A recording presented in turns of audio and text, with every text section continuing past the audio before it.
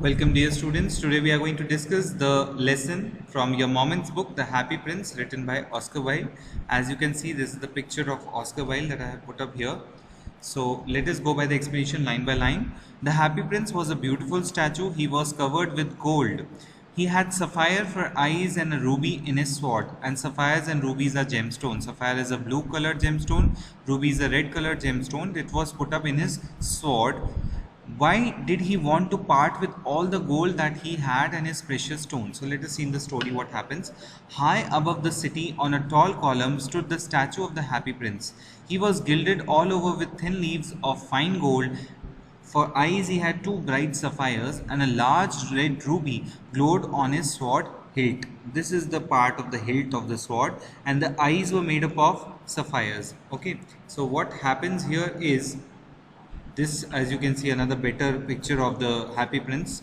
This is a story taken from him. This is the bird, and this you can see is the Happy Prince, the statue, and this is maybe the ruby, and the eyes you can see there's a blue color. So this is one of the pictures that I got from the internet, so I've used it here. One night there flew over the city a little swallow. So there was a bird that came to the city, and the bird was going somewhere. His friends had gone away to Egypt 6 weeks before, 1.5 months before, but he had stayed behind. Then he decided to go to Egypt too. He also wanted to go to Egypt. All day long he flew, and at night he arrived at the city. Where shall I put up? He said, where should I stay? I hope the town has made preparations. He was thinking of some preparation made by the town for a bird like him to stay. And if you see, the bird is referred to as he instead of it, and it's a fictional story, so the bird is speaking, the statue will speak, so they will have conversation also. Then he saw the statue on the tall column. I will put up there. He decided to stay on the statue because it was a tall column.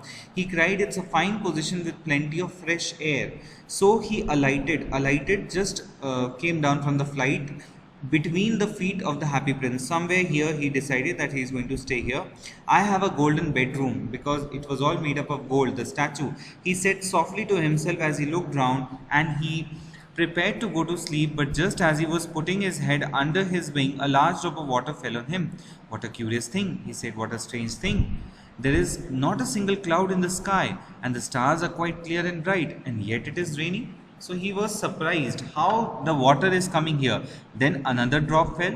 What is the use of a statue if it cannot keep the rain off? He said, I must look for a good chimney pot. He wanted to go and stay in a chimney rather than staying here, and he determined to fly away. So he was wanting to go away, but before he had opened his wings, a third drop fell, and he looked up and saw.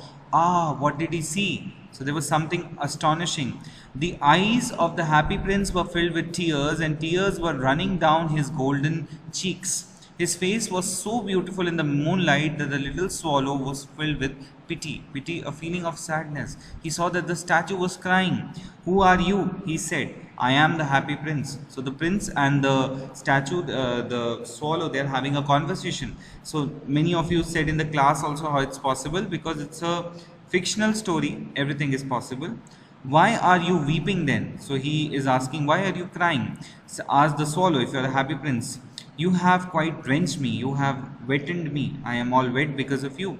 When I was alive and I had a human heart, answered the statue, I did not know what tears was, and I lived in the palace where sorrow is not allowed to enter. He said, I was a happy prince, so everything was happy in my kingdom. My courtiers, the court members, called me the Happy Prince, and happy indeed I was. So I lived and so I died, and now that I am dead, they have set up me high here, so that I can see the ugliness and the misery of my city. And though my heart is made of lead, yet I cannot choose but weep. He says, my heart is made up of lead, but when I'm seeing the people in the town, they are suffering, I only can weep, because I see the ugliness and the misery of the city. What? Is he not solid gold? Said the swallow to himself. He was too polite to make any personal remarks. Now the swallow is beginning to think, how can this statue speak up? Okay. Far away, continued the statue in a low musical voice, far away in a little street there is a poor house. One of the windows is open, and through it I can see a woman sitting on a table. Her face is thin and worn. She's very tired. He's saying that I can see a house and I can see a window. There's a woman and she's very tired and she has coarse, very rough red hands all pricked by the needle. Needle is pinching her again and again, for she's a seamstress. Now seamstress's job was to design the dress and do some embroidery and other work. They are like the tailors. So seamstress was working there.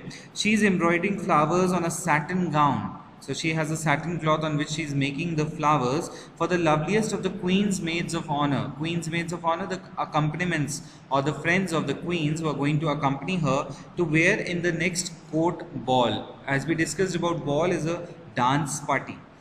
In a bed in the corner of the room, her little boy is lying ill. He has a fever and is asking his mother to give him oranges. Her mother has nothing to give but river water. So, acute poverty. So he is crying, swallow, swallow, little swallow, will you not bring her the ruby out of my sword hilt? My feet are fastened to this pedestal and I cannot move. So the statue says, I cannot go anywhere. But swallow, can you please take out the ruby from my hilt and give it to her? So the swallow replies, I am awaited for in Egypt, said the swallow. My friends are flying up and down the Nile. They are going towards the Nile river and talking to the large lotus flowers. Soon they will go to sleep. So soon my friends are going to go to sleep. Let me go. The prince said the swallow to stay with him for one night and be his messenger. He said, please stay with me for one night and be my messenger. The boy is so thirsty and the mother so sad, he said. I don't think I like boys, answered the swallow. I want to go to Egypt. He said, no, I don't like them. I want to go. But the happy prince looked so sad that the little swallow was sorry. It is very cold here, he said, but he agreed to stay with him for one night and be his messenger. Thank you, little swallow, said the happy prince. The swallow picked out the great ruby from the prince's sword and he flew away with it in his beak over the roofs of the town. So following the instruction, he has taken away the ruby and he is going over the town. He passed by the cathedral tower. Cathedral, as I told you, is a big church where the white marble angels were sculpted, the sculptures which are there in Rome and in other parts of Europe. He passed by the palace and heard the sound of dancing. Palace people are enjoying. A beautiful girl came out on the balcony with her lover. I hope my dress will be ready in time for the state ball, she said. I have ordered flowers to be embroidered on it, but the seamstresses are so lazy. She said the seamstresses are so lazy, they don't do any work on time. He passed over the river and saw the lanterns hanging on the mast of the ship. The mast of the ship is the highest pole of the ship, and lanterns were hanging because it was the night time, so they cannot see for the vision. At last he came to the poor woman's house and looked in. The boy was tossing feverishly on the bed. So as you can see, the boy is here. He is on the bed. The mother is sitting here. And the bird is just entering and he will keep this ruby and then he will leave the place. Okay. So what happened here? He saw that the boy was tossing feverishly on his bed and the mother had fallen asleep.